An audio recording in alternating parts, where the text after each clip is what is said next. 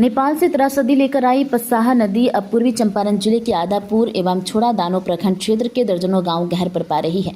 Indo Nepal सीमावर्ती आदापुर प्रखंड के बेलहिया गांव के करीब पसाहा नदी के सैकड़ों फीट टूटी बांध से पानी तेज धार में बहाव से दर्जनों गांव के खेत समेत गांव के किनारे बाढ़ जैसा मंजर बन गया है।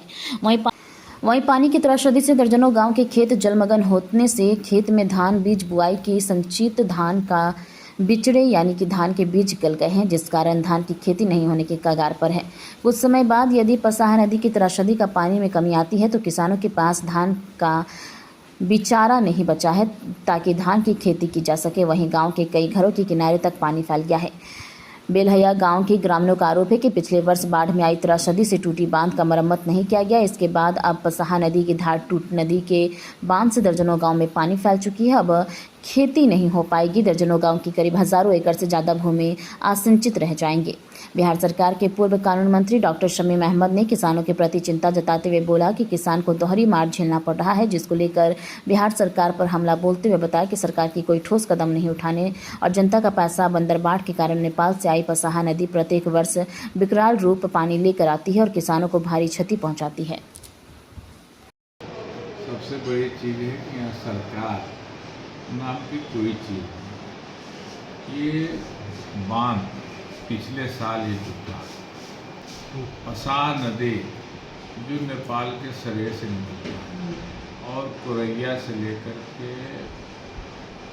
बेलहिया, पठनपट्टी, रामपुर होते हुए इसका पिछले साल मैंने खुदाई कराया था, जिससे जल आसानी से निकल जाता था। इसके दोनों तरफ बांध, लेकिन पिछले साल ही बांध टूट गया और सरकार की लापरवाही की वजह से, प्रशासन की लापरवाही की वजह से अगर बांध दिया जाता तो इतना नुकसान नहीं होता। अभी मैं देख रहा हूँ 5 से 6 फीट पानी पूरे खेत में लगा हुआ है, जिसमें दर्जनों गांव आते हैं और वहाँ जो धान की खेती होती है, धान का बिछड़ा जो होता है, धान का बीज जो लगा हुआ है, लगभग 1 हफ्ते से पानी के अंदर है और 1 हफ्ता में और वो सारा बिजड़ा सड़ करके पानी के नीचे सड़ जाएगा और इससे किसानों को नुकसान उठाना पड़ेगा।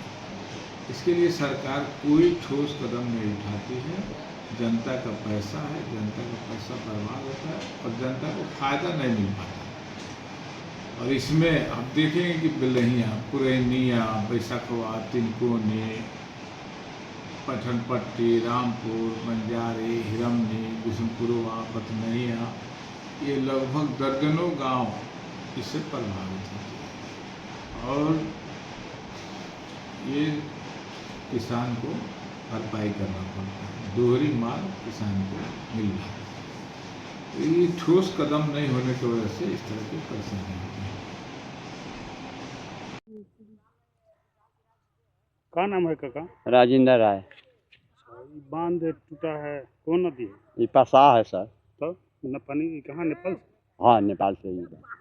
कैसे बांध टूट गया? बांध तो सर परवे के टूटल भाई, एसो के टूटल ना लगे, पर से ना बन लग पानी आला बहे लागल। पीछे साल भी टूटा था? हाँ, पहले से टूटल बा। कितना नुकसान, क्या नुकसान हुआ? नुकसान सर अभी देखी ना 10 गांव जा रहा बा, कोनो एमे बनल बा, बाद 10 गांव पठन टोली, दुनू टोला, भेलवा टोला, बेलहिया, रामपुर, राकस का, पकड़िया टोला, सिसवनिया, ये तो सारा वही में क्षति हो रहा बा। बिया ले किसान के सब खत्म हो गए। कितना खेत होगा लोगों? अरे महाराज जी, कोयन 100 बीघा हुई सब गंगा में। तो ये गांव के कोनो बात नहीं थे ना। अच्छा, नदी का बांध बांधने से कोई नहीं प्रशासन आ रहा है? कहाँ प्रशासन कोई आवेला लोग यहाँ, कोई झांकी पारते नहीं थे यार।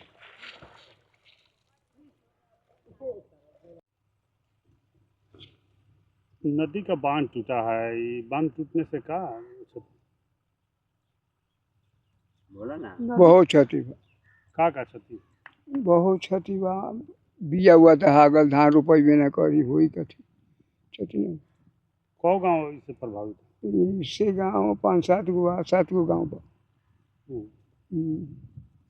7 गांव का खेती बर्बाद हो गया, बर्बाद पिटा गया। ई प्रशासन इसको नहीं बांधा, कोई ना आवेला, तो कैसे टूट गया आपको? अपने से उमड़ के टूट गए, पानी ज़्यादा है ज़्यादा हो गए।